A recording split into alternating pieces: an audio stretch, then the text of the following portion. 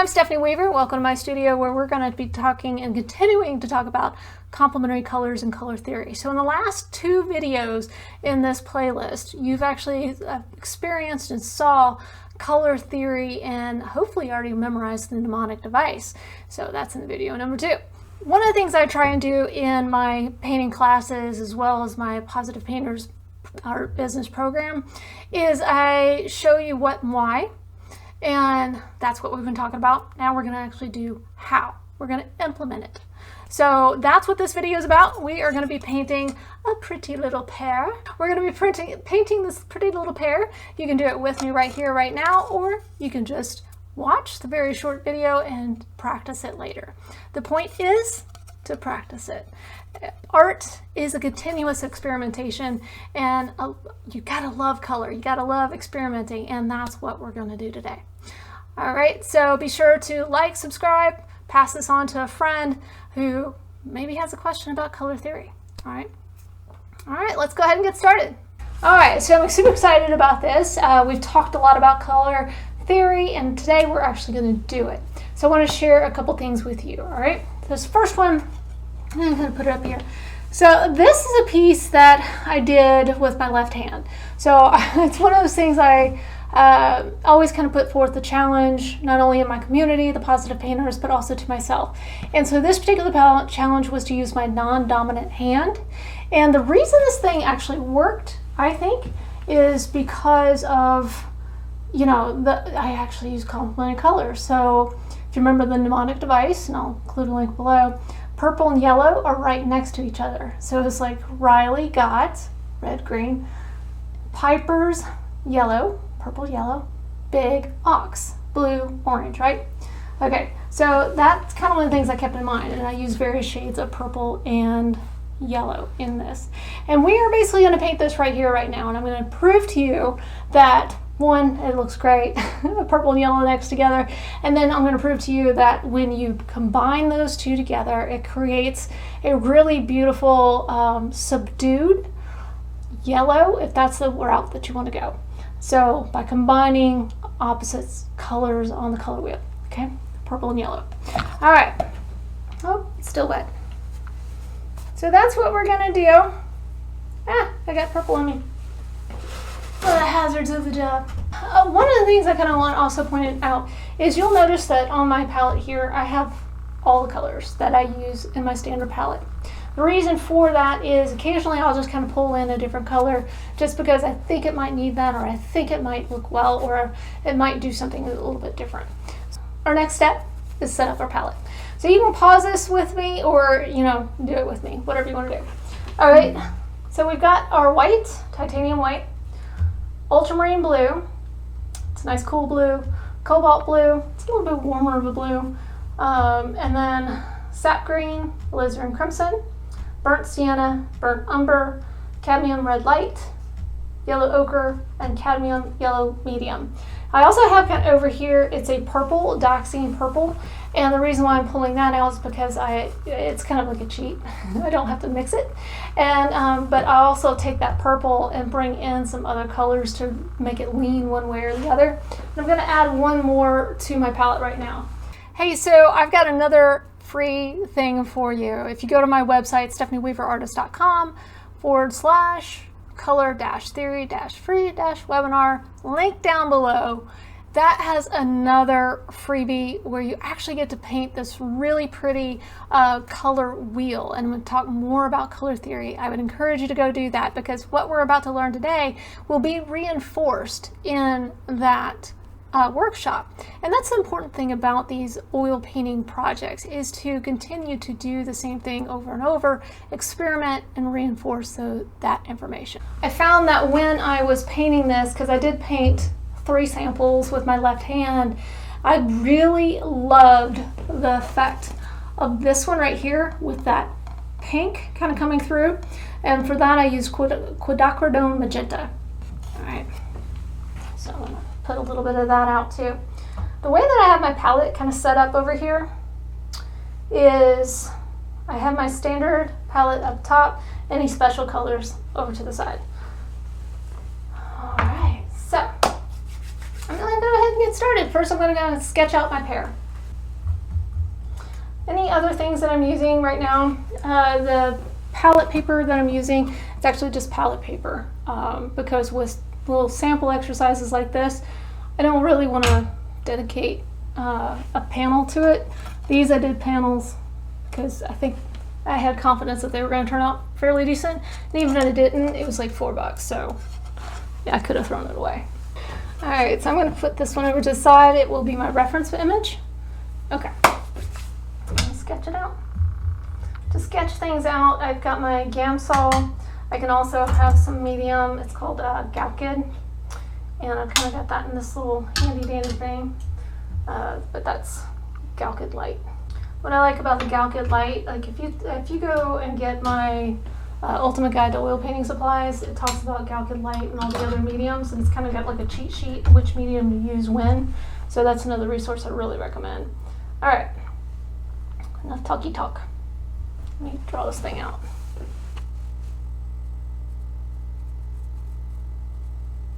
I'll be honest with you, I don't care if the pair is perfect. It's not the point of this exercise. The point of this exercise is to play. So with color. All right, so now I know I'm gonna make this thing purple and yellow, right? So I'm gonna go ahead and mix those colors.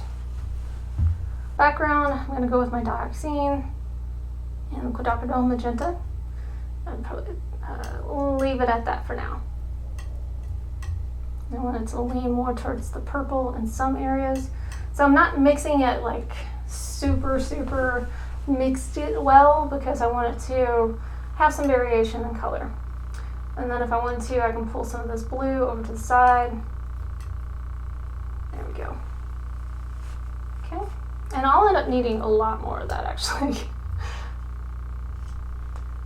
I don't plan to cover up the entire piece of paper. That's not the point of this. The point of this exercise is just to show complementary colors and how they can interact with each other. Okay, so those are my purples that I'm going to play with. I'm going to bring out some yellows. So I'm going to grab my yellow cadmium medium, some yellow ochre, and then I'm probably going to grab a little bit of this burnt sienna. And this will be my medium tone.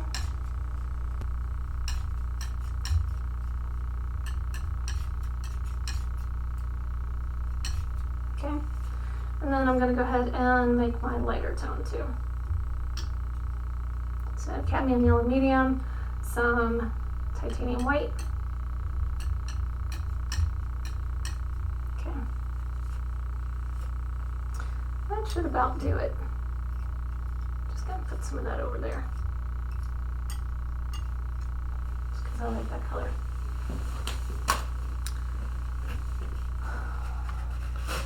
So now I'm going to start painting. I am going to use a big brush because I want this to be nice and loose.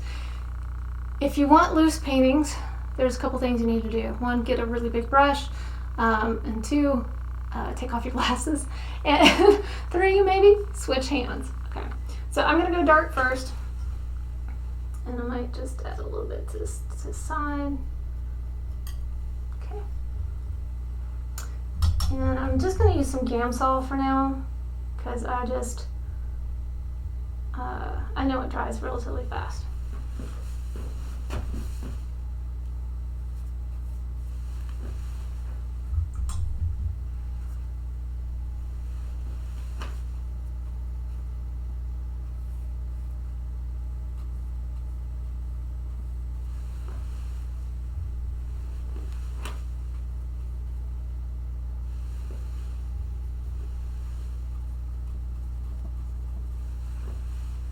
What I'm doing is just kind of blocking in the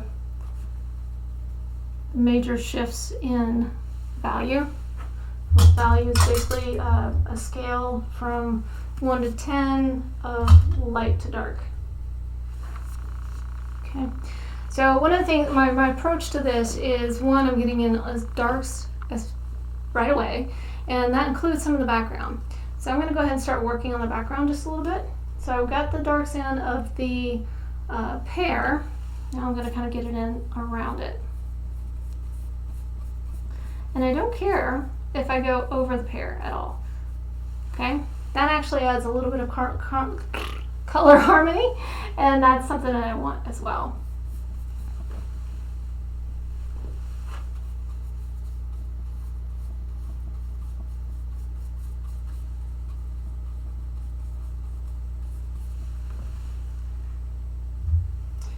Gamsol just kind of helps thin things down just a little bit so it moves easier. One of the things that you find with palette paper is it really just sucks up all the oil.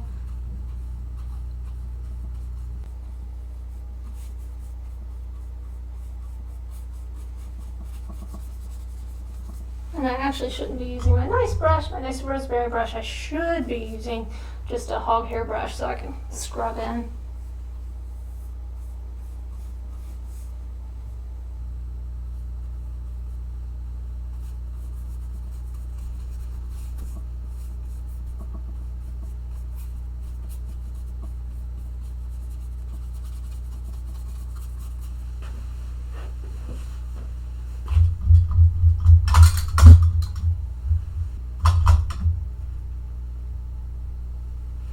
I'm grabbing some of the lighter color now.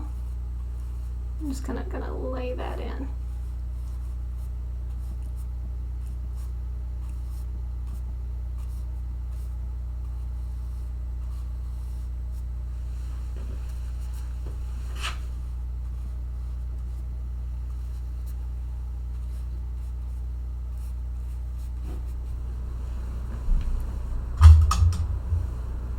This time I'm doing it with my dominant hand. So my dominant hand really wants to just kind of perfect this thing.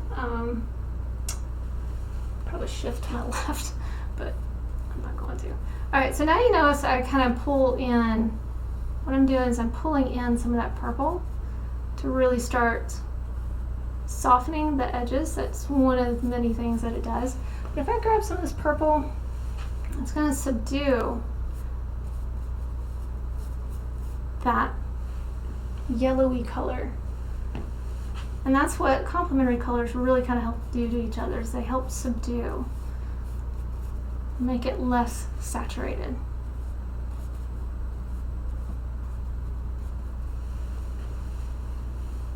Okay. Now I've kind of lost a little bit of my medium tones, so I'm going to go back, grab some of this, and because I've got some of the yellow already there, I can start pulling some of that in.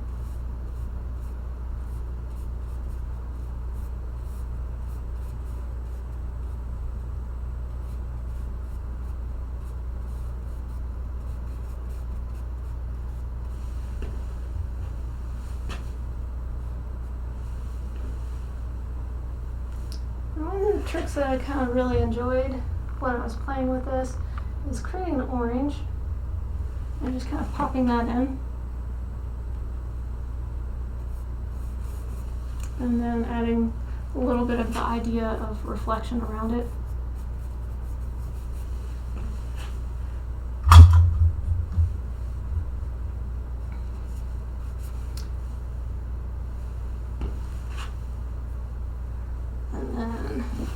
So I'm going to pop out of frame because I'm actually moving all around the canvas. I'm going to move my trash bag. Okay. So the purpose of this is I'm really just trying to create some soft edges.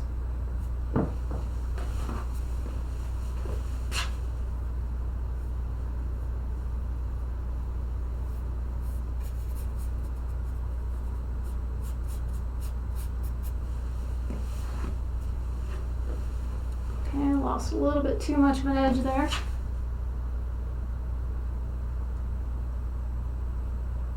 It's okay. Pull that back.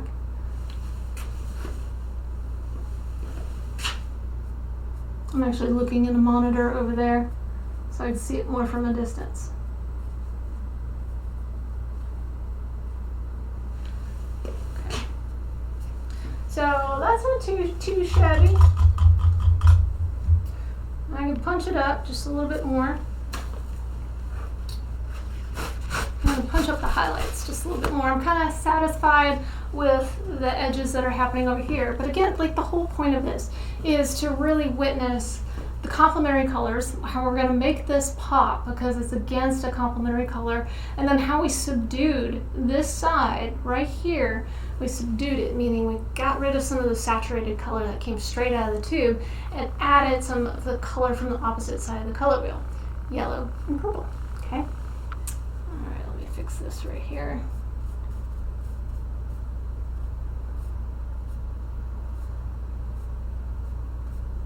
Just kind of playing just a little bit. There we go. Kind of happy with that. That's fun. Fun. This is not normally how I paint, by the way. So normally how I paint is like uber detail. But, you know, in these types of exercises, you just kind of have fun with it. The whole point is to play with color. So I'm going to pop in some bright highlights here. Maybe just touch right there, touch right there. See how that looks on the screen? Ooh, dramatic. And that's what mixing complementary colors does, is it creates drama. And it makes you, it just creates drama. It's a great way to add drama. But if you want something calm, I got a dog here. If you want something calm, then you use colors from the same set of the color wheel, or you constantly add a little bit of complementary colors to them. I'm gonna really just kind of throw that on there thick. So, do one more thing. A little in between.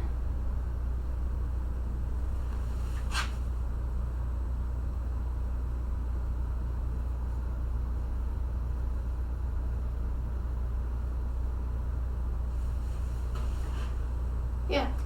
So, okay, one of the things I'm doing there is I'm squinting, and I know it's bad for the crow's feet, whatever. But what that does is kind of makes you see things in values. And when I say values, again, that's on a scale of 1 to 10, light to dark. Okay. So I'm kind of happy with that. I think you guys can kind of see what the point of this exercise is. Create drama, use complementary colors. Create a subdue color, blend the complementary colors. Okay. All right, so that's really it. I hope you enjoyed this. If you have any questions, pop them in the comments below, and I'll be glad to answer. If there's something else that you want to see, like paint-wise, pop that question in the comments below. That gives me more fodder to actually produce videos so that you'll enjoy. All right, I hope you enjoyed that and you're actually painting this. I would love to see if you actually painted it. Post it on social media, add the hashtag #positivepainter, and I'll be sure to check it out. Also, don't forget to go take the free class. I'm going to include another link right here. And if you missed the previous videos, go check those out in this playlist right here. All right, until next time, stay safe, happy, and healthy, and happy creating.